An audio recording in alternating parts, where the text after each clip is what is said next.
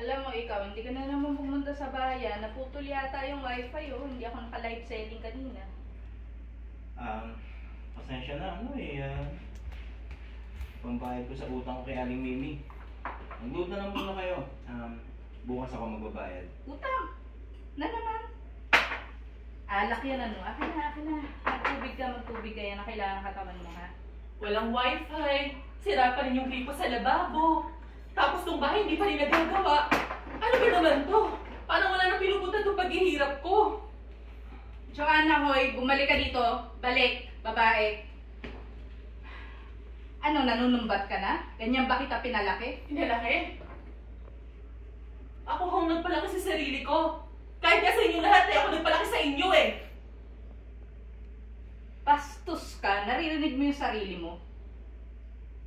Bastos. Bakit? Totoo naman ah. Ako nag-aasikaso sa sarili ko. Ako nagpalaki kay JJ. Ako nag-alaga sa kanya. Baka pa lang ako inakukulo lahat ng responsibilidad dito sa bahay. Hanggang ngayon ba naman na nagdito ka na? Ako pa rin sumasagot sa lahat ng problema dito. Pagod na ako, ma. Kung makapagsalita ka, parang hindi ako naging ina sa inyo ah! Yung tatay mo andyan naman, inaalagaan kayo. Hindi mo alam yung naging paghihirap ko. Malayo ako sa inyo, wala akong kasama doon. Ang dami ko sinakripisyo, hindi lang ikaw yung pagod ah! Ma! Ka na naman eh. Nanging-invalidate ka na naman. Sana, alam mo yung pakiramdam na walang tabi sa ina, walang ina sa tabi. Sorry po. Go. Yan ka na naman eh. Nanging-invalidate ka na naman. Sana, alam mo yung pakiramdam na walang ina sa tabi. Tapos yung may kasama kang ama, hindi mo naman ramdam.